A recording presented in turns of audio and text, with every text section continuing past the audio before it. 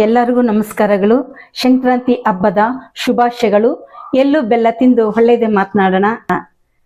ಈಗ ಹಬ್ಬಕ್ಕೆ ಗೆಣಸಲ್ಲಿ ಹೇಗೆ ಸ್ವೀಟ್ ಮಾಡೋದು ನಿಮಗೆಲ್ಲ ತೋರಿಸ್ಕೊಡ್ತೀನಿ. ಸಿಂಪಲ್ ಆಗಿ ನೀವೆಲ್ಲ ನಿಮ್ಮ ಮನೆ ಮಗಳನ್ನ ಬೆಳೆಸಿ ಆರೈಸಿ ಆಶೀರ್ವಾದ ಮಾಡಿ ಅಂತ ನಾನು ಕೇಳ್ಕೊತೀನಿ. ಈಗ ಸ್ಟವ್ ಅಂಟಿಸ್ಕೊಂಡು ಮತ್ತೆ ಕುಕ್ಕರ್ ಇಟ್ಟಿದ್ದೀನಿ.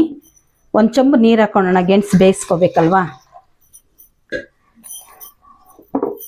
ಗೆಣಸು ಬೇಯಬೇಕು. ಕುಕ್ಕರಲ್ಲಿ ಒಂದು ವಿಸಿಲ್ಗೆ ಸಾಕು. ಕುಕ್ಕರ್ ಮುಚ್ತಾ ಇದ್ದೀನಿ. ಒಂದು ವಿಸಿಲ್ಗೆ ಬೇಯಿಸ್ಕೊಳ್ಳೋಣ. ನೋಡಿ, ಕುಕ್ಕರಲ್ಲಿ ಬೇಯಿಸ್ಕೊಂಡಿರೋ ಗೆಣಸನ್ನ ಇದು ಮ್ಯಾಶ್ ಮಾಡ್ಕೊಂಡಿದ್ದೀನಿ. ಮ್ಯಾಶ್ ಮಾಡ್ಕೊಂಡ ತಕ್ಷಣ ತುಪ್ಪ ಹಾಕಿ ದ್ರಾಕ್ಷಿ ಗೋಡಂಬಿನ ಹುರ್ಕೊಳ್ಳೋಣ. ಒಂಚೂರು ಹಾಕಿ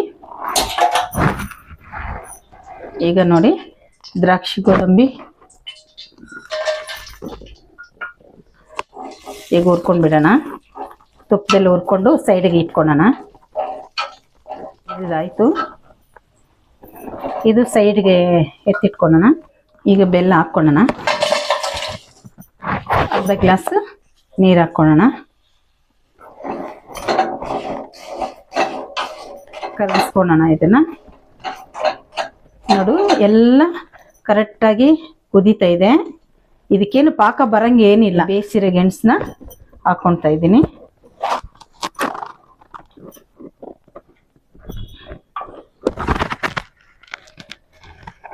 ಕೈ ಬಿಡ್ದಿರ ಇದನ್ನ ಚೆನ್ನಾಗಿ ತಿರುಗಿಸ್ಕೋಬೇಕು. ಇದು ಕೈ ಬಿಡ್ದಿರ ತಿರುಗಿಸ್ತಾ ಇರಬೇಕು. ಯಾಕೆ ಸ್ಥಳ ಅಂಟ್ಕೋಬಾರ್ದು. ಅದಕ್ಕೋಸ್ಕರ ಹೀಗೆ ತಿರುಗಿಸ್ತಾ ಇರಬೇಕು. ಚೆನ್ನಾಗಿ ಮ್ಯಾಶ್ ಆಗೋವರೆಗೂ.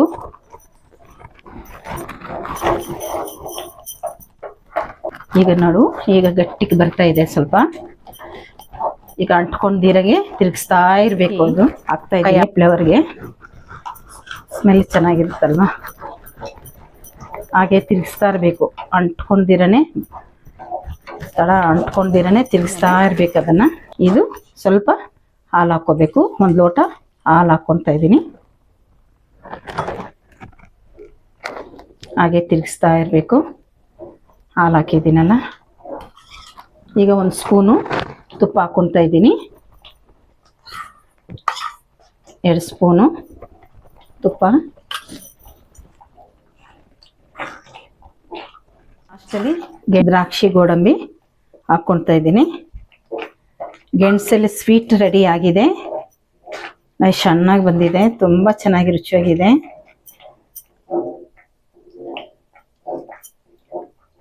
ತುಂಬ ಚೆನ್ನಾಗಿ ಬಂದಿದೆ.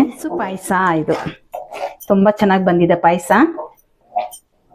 ನೀವು ಒಂದ್ಸಾರಿ ಮನೇಲಿ ಮಾಡಿ ಕಾಮೆಂಟ್ ಮಾಡಿ. ಈಗ ಪಾಯಸ ರೆಡಿ. ಗೆಣಸಿನ ಪಾಯಸ ರೆಡಿ.